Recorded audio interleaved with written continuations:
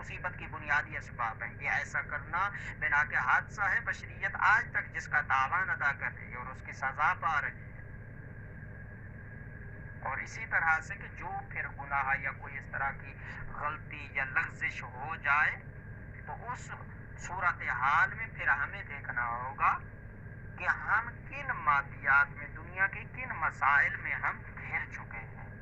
اور یہاں پر ہمارے پاس فلسفہ انتظار کیا ہے, فلسفہ معرفت کیا ہے, فلسفہ تقوی کیا ہے, فلسفہ پرہیزگاری کیا ہے, فلسفہ ایمان کیا ہے, فلسفہ گفتگو کیا ہے, فلسفہ اخلاق کیا ہے, فلسفہ کردار کیا ہے ہمارے پاس. یہ سارے سانچے جو ہیں وہ ظہور سے جا کے مرتبط ہوتے ہیں. وارث زمانہ سے ملاقات, ان سے گفتگو, خدا سے نجوا کرنا, سرگوشی کرنا, گفتگو کرنا, کلام کرنا, یہ ایک مومن کی نشانی ہے. مومن وہ ہے جو اپنے زمانے کی ایمان کی معرفت رکھتا ہو. اور معرفت کا صحیح معنی علماء اور بزرگان نے جو فرمایا ہے وہ در حقیقت واضح ہے.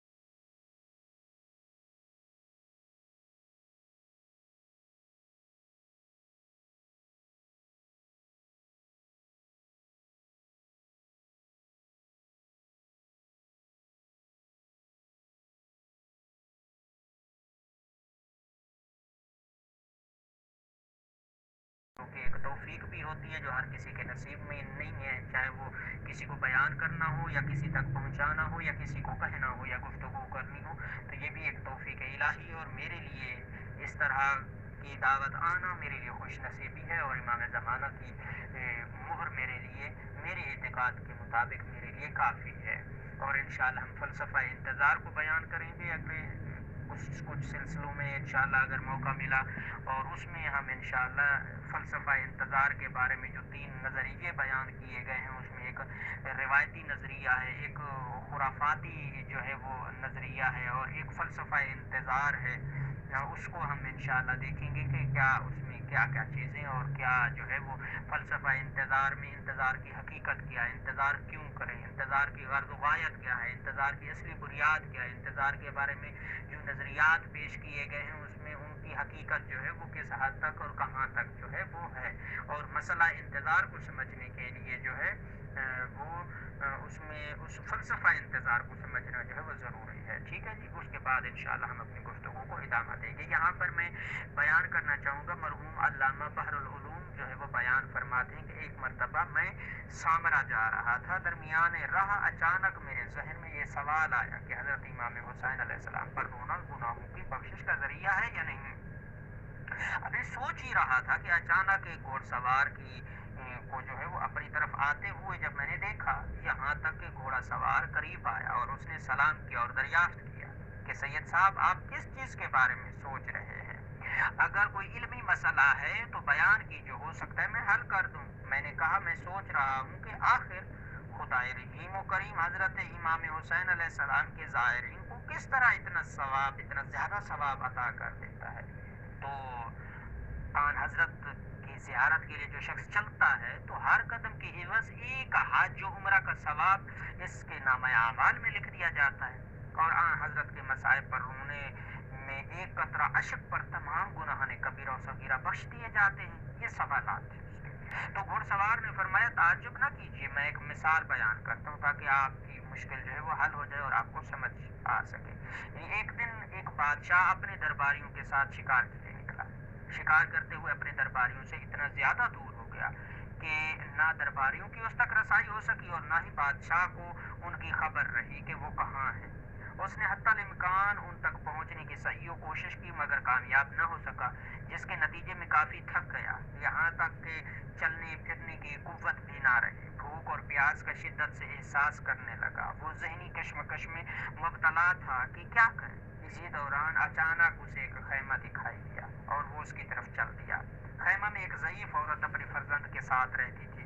नीज उसके पास जो एक हैवानात में से जो है एक बकरी थी, जिसके दूध से वो खर्च वगैरह पूरा करती थी, अपना गुजर बसर करती थी, अपनी ज़िंदगी गुजारती। जब बादशाह उसके पास पहुंचा तो वो उसे न पहचान सकी कि ये कौन है, लेकिन फिर भी ज़ईफ़ा ने इसकी काफ़ी खातिर तवाज़ु की और उसके खाने के लिए बकरी को ज़िबा कर दिया और उसके कबाब बनाकर बादशाह की खिदमत में हाजिर कर दिए, क्योंकि उस गरीब के पास उसके अलावा कुछ न था। बादशाह खाना खाकर सैर हो गया और इसके यहाँ जो है आराम किया और वहीं उसके खैमे में रात गुजारी। दूसरे दिन सुबह सवेरे बादशाह बड़ी इज्जत और एहतराम के साथ उनसे रुखसत होकर जो है वो रवाना हो गया, यहाँ तक कि अपने दरबारियों तक पहुँच गया और उनसे पूरा माजरा बयान किया। और फिर उनसे पूछा कि अगर मैं इस ज़ईफ़ औरत और इसके फर्जंद के इस एहसान का बदला देना चाहूँ तो उसके एवज़ में क्या दूँ।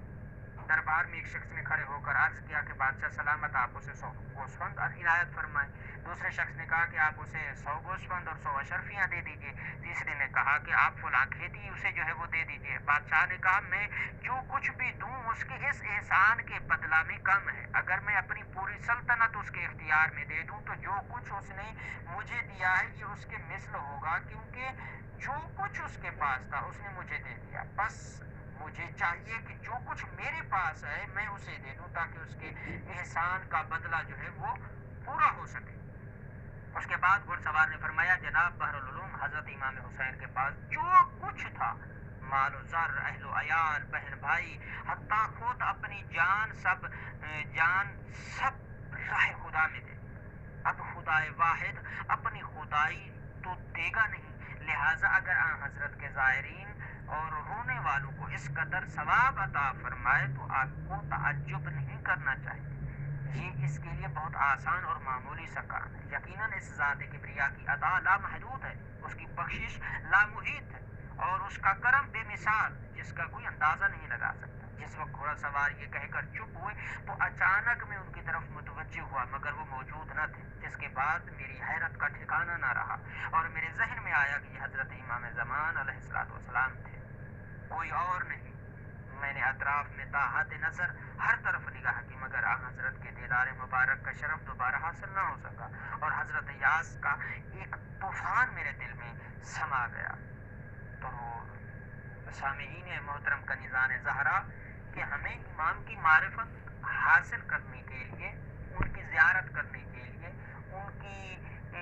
ان کے دستورات عمل کو جانچنے کے لیے سب سے پہلے ہمیں اپنے اندر کچھ لانا ہوگا کہ ہم کہاں پہ ہیں، امام کہاں پہ ہیں. روایات میں ملتا ہے کہ ہر جمعرات کو ہر مومن کے نامہ اعمال بار میں مولا کے پاس پہنچتے ہیں اور وہاں پر مولا ان اعمال کو دیکھتے ہیں کہ میرے شیعہ کہلوانے والے، میرے ماننے والے، دعوے کرنے والے، مجھے اپنا امام ماننے والے، جب ان کے گناہ ہوتے ہیں تو راوی کہتا ہے کہ ان کی آنکھوں سے آنسو جاری ہوتے ہیں. تو یہاں پر ایک ایسا درد ہے کہ زمانے کا امام، ہماری اوقات، ہمارا عمل، ہمارا کردار کیا ہے کہ جہاں پر زمانے کا امام ہمارے گناہوں پر روئے. کیا آیا ان کے لیے یہ رونا کم ہے کہ وہ جناب سیدہ زہرا کی ٹوٹی ہوئی پسلیوں پر گریا کریں؟ کیا ان کے لیے یہ رونا کم ہے کہ وہ کربلا میں امام حسین علیہ السلام کی غربت پر گریا کریں یا ہمارے گناہوں پر روئے؟ کتنا لعن و طعن ہے ہمارے لیے کہ اگر زمانے کا امام ہمارے گناہوں پر روئے. اور صاحب کتاب کہتے ہیں کہ جب مولا کا ظہور ہوگا تو نشان مولا کی آنکھوں پر ہوں گے، سیاہ نشان. راوی کہے گا مولا یہ دو نشان کیوں ہیں؟ اور اگر میں نے ایک نشان، جب میں میری دادی زہرا کی پسلیاں ٹوٹ گئی تھی تو میں پردہ غیبت بھی ان پر گریا فرماتا تھا. اور دوسرا نشان مولا کیوں ہے؟ مولا فرمائے کہ اپنے شیعوں کے گناہوں پر روتا تھا. کتنا افسوس ہے کہ مولا ہمارے گناہوں پر روئے.